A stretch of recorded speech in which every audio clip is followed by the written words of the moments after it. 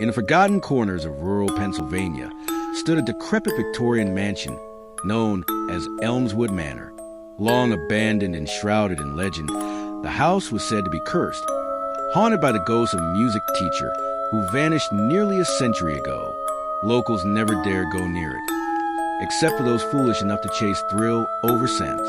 That was exactly what brought 23-year-old Kayla Dawson to its doorstep. Kayla was a budding urban explorer and content creator who documented haunted locations for a growing YouTube channel. Armed with her camera, a flashlight, and her skeptical best friend Marcus, she arrived just as the sun dipped below the horizon, painting the sky blood red. The gates creaked open with a reluctant groan, and as they stepped inside, the air grew noticeably colder. The manor's grand entry hall was lined with portraits, eyes that seemed to follow them, cracked frames, and peeling wallpaper that whispered in the wind. Dust coated every surface like a burial shroud. "This place looks like it's waiting to breathe again," Marcus muttered. They wandered through the manor, filming everything. In one room, an old grand piano sat quietly in the dark, its keys yellowed with time. Kayla couldn't help herself. She pressed one. A sour, broken note echoed through the halls. Suddenly, a soft melody played back, not from the piano, but faint and distant, as if drifting from the floor above. "Did you hear that?" Kayla whispered. Marcus nodded, now clearly unsettled. The melody was sad but beautiful, delicate like a lullaby, yet chilling in its repetition. It led them up the curved staircase to the second floor. The sound became clearer. It was coming from the music room. The door creaked open on its own. Inside, the room was untouched by time. The grand piano was pristine. Sheet music was still on the stand. The scent of lavender filled the air, oddly fresh for such a moving home. Kayla approached the piano, camera rolling. Then the melody stopped. Everything went silent. She turned to Marcus, only to find the room empty. He was gone. No footsteps. No sound of retreat. Just gone.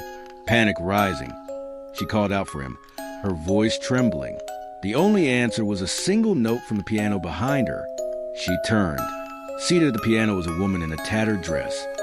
Translucent and pale, her fingers dancing over the keys with grace.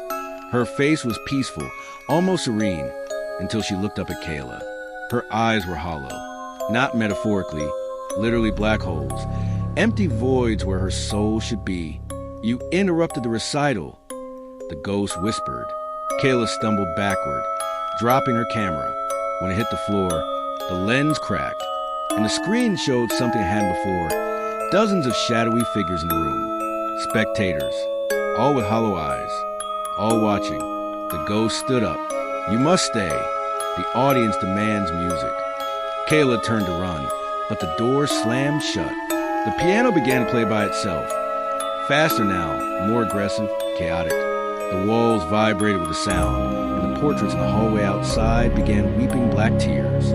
Desperate, Kayla grabbed the camera and dove through the glass window onto the porch roof, rolling off and hitting the ground below hard. She didn't stop running until she reached her car, where she found Marcus, dazed, silent, sitting in the back seat. He didn't remember a thing. They drove off, and neither of them ever spoke of Elmswood again.